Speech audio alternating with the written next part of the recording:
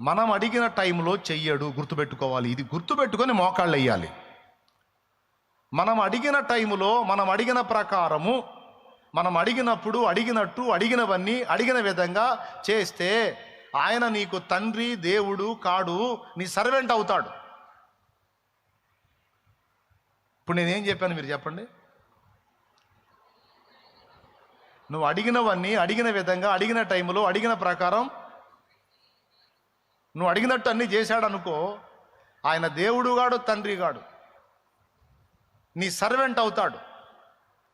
ఆయన నీ మీద ఏలిక గాడిక.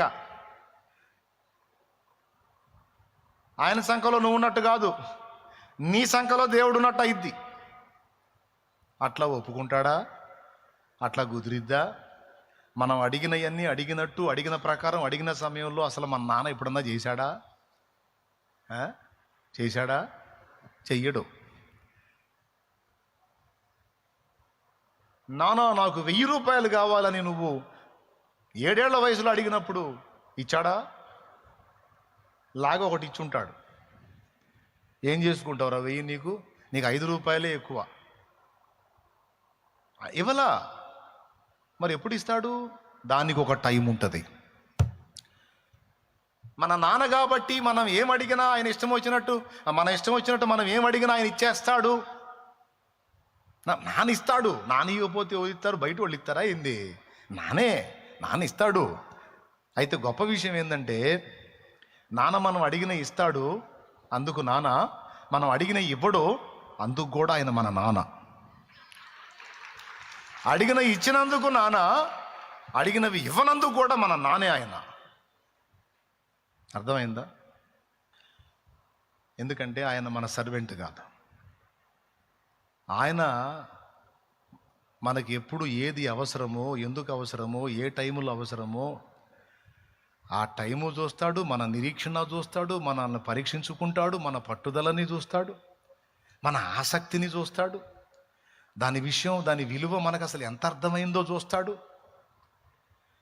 వాళ్ళకి చెప్పాడు, వాళ్ళకి అర్థమైంది, కనిపెట్టారు. అట్లా దేవుడు ఒక కార్యానికి టైం తీసుకున్నాడంటే 4 విధములైనటువంటి కారణాలను బట్టి తీసుకుంటాడు, లేదా అంతకంటే ఎక్కువ కారణాలను బట్టి తీసుకుంటాడు. మనకంతా దడ. నేను అడిగాను అయిపోవాలి, నేను ఇవాళ ఉద్యోగం అడిగాను, రేపే రావాలి అయ్యిద్ది. ఒకవేళ ఆయన చిత్తం అయితే రేపే ఇవ్వచ్చు, కార్యం జరగవచ్చు, ఎల్లుండే జరగవచ్చు కార్యం. దాని అవసరతను బట్టి, నీ పరిస్థితిని బట్టి, నిర్ణయ కాలాన్ని బట్టి ఆయన సంకల్ప ప్రకారం ఇస్తాడు. అయితే గమనించాల్సింది ఏంటంటే, ఒక కార్యాన్ని దేవుని యొద్ద పొందుకోవటానికి నువ్వు దేవుని ముందుకెళ్ళి మోకాళ్ళు ఊనినప్పుడు అది నీవు సిద్ధింపజేసుకునేంత వరకు వదలక ప్రార్థించాలి, విసుకక ప్రార్థించాలి. అది ఎన్ని రోజులన్నా బట్టని కూర్చోవాలి. 10 దినాలు ఎందుకు అని ప్రశ్నించుకున్నాను. ఏమయ్యా, ఒక రోజు ఇచ్చేయచ్చుగా, 2 రోజులు ఇవ్వచ్చు, కనీసం 4వ రోజు ఇవ్వచ్చుగా. మేము అప్పుడప్పుడు 3 రోజులు ఉంటుంటాం. మనం గట్టిగా పట్టుబట్టామంటే 3 రోజులు మన ఫాస్టింగ్. ఇక అంత మించితే కష్టం. అట్లా 3 రోజులు ఇచ్చేయచ్చుగా.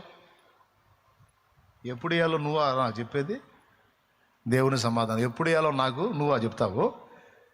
ఎప్పుడు ఇవ్వాలో నాకు తెలుసు. నేను ఇచ్చేంత వరకు కనిపెట్టుకొని నా బల్ల దగ్గర, గడప దగ్గర కాచుకొనివాడు ధన్యుడు.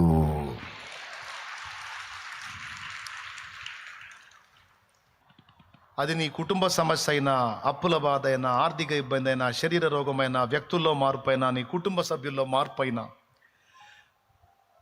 నీ జీవితంలో కార్యాలైనా, నీ బిడ్డల జీవితంలో కార్యాలైనా, ఇవి శరీర సంబంధమైనవైనా, ఆత్మ సంబంధమైనవైనా, దేవుని యొద్దకు నువ్వు వచ్చినప్పుడు దేవుడు నీ ఎడల కార్యము చేసేంత వరకు నీవు విసుగు కొనరాదు, విస్మరించరాదా. ఎన్ని అడిగినా ఏం మారట్లా, ఎన్ని చేసినా ఏం జవాబు రావట్లా, ఎంత కనిపెట్టుకున్న విసుగు వస్తుంది కానీ ఏం కార్యం జరగట్లా అనే ఫీలింగ్లోకి నువ్వు వెళ్ళరాదు. వెళ్ళావా? ఇప్పుడు వాళ్ళు 1 రోజు కాచుకొని, 2 రోజులు కాచుకొని, 3 రోజులు కాచుకొని ఎంత ప్రార్థించినా ఏదీ లేదుగా. అబ్బాయి, ఇట్లనే కూర్చుంటే టైం వేస్ట్ అయిపోయిద్ది. మనం ఆత్మల భారంతో పరిగెత్తొద్దు. పదండి పోయి సేవ చేద్దామని పోతే అయిపోయేది వాళ్ళ పని. ఇదంతా టైం వేస్ట్ కార్యక్రమం. దేవుని శక్తి కొరకు దేవుని సన్నిధిలో కాచుకొని ఉండుట టైం వేస్ట్ కార్యక్రమం. వెళ్ళి పోటు పొడుద్దామని పోయినట్టయితే అభిషేకం వాళ్ళ మీదకి వచ్చేది కాదు. ఒక్క దినమందే 3,000 మంది రక్షణ కార్యం చూసేవాళ్ళు కాదు. మంకు పట్టు పట్టారు, మొండి పట్టు పట్టారు. నువ్వు కార్యం చేసిందాక కదలము ప్రభువా అని ప్రార్థించటం కొనసాగారు. దేవుడు అనుకున్న ప్రకారము వాళ్ళు కాచుకున్న దాన్ని బట్టి వాళ్ళందరి మీదిగా ఆయన శక్తిని పంపాడు. ఈరోజు సేవకుల హృదయాల్లో భారం రావాలి. దేవుని శక్తి నీ మీద పని చేయకుండా, దేవుని ప్రభావం నీలో నుండి ఆత్మలను దర్శించకుండా ఒక ఉజ్జీవం నీ ద్వారా జరగదు. ఒక గ్రామమైన, పట్టణమైన, ప్రదేశమైన, ప్రాంతమైన నీ ద్వారా కదలాలి అంటే దేవుని ప్రభావంతో నువ్వు నింపబడాలి. దేవుని శక్తి నీలో కార్యరూపం దాల్చాలి. దేవుని శక్తి నీలో నుండి బయలు వెళ్ళాలి, అనేకులను దర్శించాలి. సేవకుడు సేవ సంబంధమైన విషయాల గురించి చెప్తున్నా, అది జరిగేంత వరకు దేవుని సన్నిధిలో ఓపికతో కాచుకోవాలి. మీకు కూడా చెప్తున్నా, మీరు కూడా అనేక ఆత్మల్ని రక్షించున్నట్లు, అనేక జీవితాల్లో కార్యాలు చూచున్నట్లు, మీ బ్రతుకుల్లో కూడా కార్యాలు చూచున్నట్లు దేవుని సన్నిధిలో పట్టుదలగా ఓపికతో విసుగక నిత్యము ప్రార్థించాలి. గుర్తుపెట్టుకో, నువ్వు ప్రార్థించే ప్రతి దినము లెక్కించబడుతుంది. నువ్వు ప్రార్థన చేసే ప్రతి సమయము లెక్కించబడుతుంది, సంఖ్య రాయబడుతుంది. తెలుసా? ఏలియా 7 సార్లు ప్రార్థించాడని ఎట్లా చెప్పావు నువ్వు? దేవుడు రాయిస్తే చెప్పావు. అంటే ఎన్నిసార్లు ప్రార్థించాడో కూడా లెక్క రాసుకున్నాడు దేవుడు. ఆశ్చర్యం అనిపించట్లా మీకు? పనివాణ్ణి బొమ్మన్నాడు దేవుడు, వాన కురిపిస్తానన్నాడు రా, ఇంకా వాన పడలేదు, నేను ప్రార్థన చేస్తాను, ఆ సముద్రం వైపు చూడరా మెరకెక్కి, ఏమన్నా మేఘం సముద్రంలో నుంచి పైకెక్కిద్దేమో. పాపం పోయి మెరకెక్కి చూసి వచ్చాడు. దైవజనుడా ఏమీ కనపడలేదు. అవునా, ఇంకోసారి పోయిరా, మళ్ళీ ప్రార్థన చేస్తానని అట్లా 6 సార్లు చేశాడు. పాపం పోవటం, ఆ మెరకెక్కటం, రావటం, పోవటం. ఏమీ కనపడలేదు దైవజనుడా, అట్లయితే ఈ మారుబో అని 7వసారి పంపించాడు. మోకాళ్ళ మధ్య తలబెట్టుకొని మళ్ళీ ప్రార్థన చేయటం మొదలుపెట్టాడు ఏలియా. అప్పుడు పరిగెత్తుకుంటూ వచ్చాడు, దైవజనుడా అరచెయ్యంత మేఘము ఆకాశమునకు ఎక్కుచున్నది అన్నాడు. అప్పుడు ఆపాడు ప్రార్థన. అప్పుడు ఆపాడండి ప్రార్థన. ఈ మధ్యలో ఎన్నిసార్లు జరిగిందో ఆ సంఖ్య దేవుని ఆత్మ రాయించాడు గ్రంథములు, 7 మారులు అని. రిజల్ట్ వచ్చేంత వరకు ఎలీషా ఎన్నిసార్లు మునగమన్నాడు నయమాన్ని? 7 మార్లు. 7వ మారు మునిగినప్పుడు వాని దేహము పసిపిల్ల వాని దేహము వలె మారిపోయింది. దేవుడు ఏం చెప్తున్నాడో, దేవుడు ఏం రాయించాడో దృష్టి పెట్టాలి సోదరులారా. ఆవేశంతో పరిగెత్తడం కాదు, అన్నీ అయిపోవాలి, ఇప్పుడే అయిపోవాలన్నీ అని తపన పట్టం కాదు. దేవుడు టైం ప్రకారం పనిచేస్తాడు, కాలానుగుణంగా పనిచేస్తాడు, సందర్భాన్ని బట్టి పనిచేస్తాడు. ఫైనల్గా చెప్పాలంటే దేవుడు మన సర్వెంట్ కాదు, దేవుడు మన రాజు. దేవుడు మన రాజు. రాజు తన చిత్త ప్రకారము సమస్త కార్యాలు నెరవేరుస్తాడు. మనం ఏం చేయాలి? ఆయన మీద ఆనుకోవాలి ఓపికతో. కాచుకోవాలా, విసుక్కోవాలా? కొంతమంది అప్పుడప్పుడు నా దగ్గరికి వచ్చి, ఆ దరిద్రుడు మారాలని ఎన్నిసార్లు ప్రార్థన చేస్తున్నా వాడు మారి సావట్లేదన్నా, నేను చచ్చినా వాడు మారేటట్లేడు, ముదనష్టపోడు. ఎవరంట? ముదనష్టపోడు. నేను చచ్చిన దాకా మారేటట్లేడు దరిద్రుడు. ఎన్ని రోజుల నుంచి, సంవత్సరాలు అయిపోయింది వాడి కోసం ప్రార్థన చేస్తా. నేను చెబుతున్నాను, చచ్చిపోయిన దాకా చెయ్యి. మరి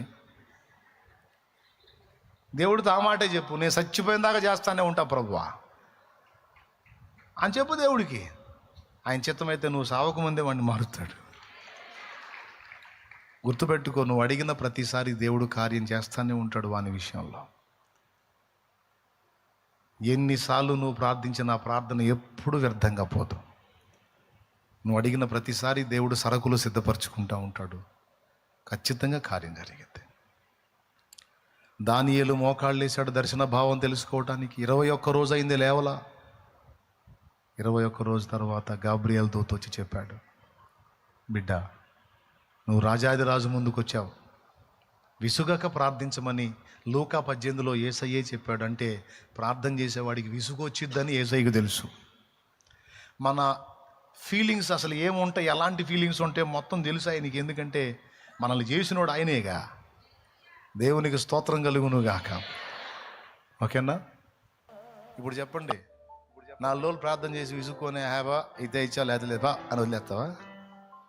యేసయ్య నేను నీ మీద అలిగా, నేను ప్రార్థన చేయనే, ఎందుకంటే 3 రోజులు చేశాను, నువ్వు సాయం చేయలే అని అలుగుతావా?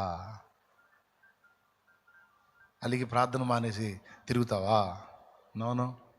అపోస్తులు అలా వెళ్ళినట్టయితే అగ్ని పొందేవాళ్ళు కాదు. పట్టుబట్టారు, అక్కడే కూర్చున్నారు, అభిషేకం పొందారు. దానియేలు దర్శన భావం చెప్పట్లేదులే దేవుడని లేచి వెళ్ళిపోయినట్టయితే గాబ్రియల్ వచ్చి చెప్పేవాడు కాదు. తిండి తిప్పలు మనసు అలాగే కూర్చున్నాడు. దేవుడు మాట్లాడాడు. ఏలియా ఎంత ప్రార్థన చేసినా జవాబు రావట్లేదులే, ఇంకొచ్చారా బాబా, మూడు సార్లు పోయి వచ్చా, పాపం నీకు కూడా కాళ్ళ నొప్పులు పడుతున్నాయి, నాకు కూడా కాళ్ళ నొప్పులు పడుతున్నాయి అని మానుకున్నట్టయితే అరచేయంత మేఘం పైకి ఎక్కేది కాదు. ఓపికతో గాచుకున్నారు, విసుగక ప్రార్థించారు. ఇది కదా పాఠం. కాబట్టి దేవుని స్పష్టమైన కార్యాలు ఈ దినాల్లో కూడా దేవుడు చేయగలడు. మనము పట్టుబట్టి ప్రార్థన చేయాలి. దేవుని శక్తి దిగి వచ్చినట్లు మనం ప్రార్థన చేయాలి. దేవా నీ శక్తిని దిగిరాని అయ్యా, నీ ప్రభావాన్ని దిగిరాని ప్రభువా, నా జీవితంలో నీ కార్యాలు జరగాలి. అన్యజనులు నన్ను చూసి నవ్వుతున్నారు, నీ దేవుడేడి అని అడుగుతున్నారు. ప్రభువా, నా దేవుడు ఎలాంటి వాడో, ఎంత శక్తిమంతుడో, నా నష్టాన్ని కూడా లాభంగా ఎలా మార్చగలడో, నా వైఫల్యాన్ని విజయంగా ఎలా మార్చగలడో, నా ఎడల ఎలాంటి కార్యాలు జరిగించగలడో, నన్నెంత మహిమకరంగా నిలబెట్టగలడో వాళ్ళు తెలుసుకోవాలి. ప్రభువా, బలవంతుడా నీ బాహువు చాపయ్యా, నీ కార్యాలు జరిగించయ్యా. దేవా దిగిరాయ్యా, దేవా దిగిరాయ్యా. నీ శక్తి నేను అనుభవించాలి, నా ప్రజలు అనుభవించాలి.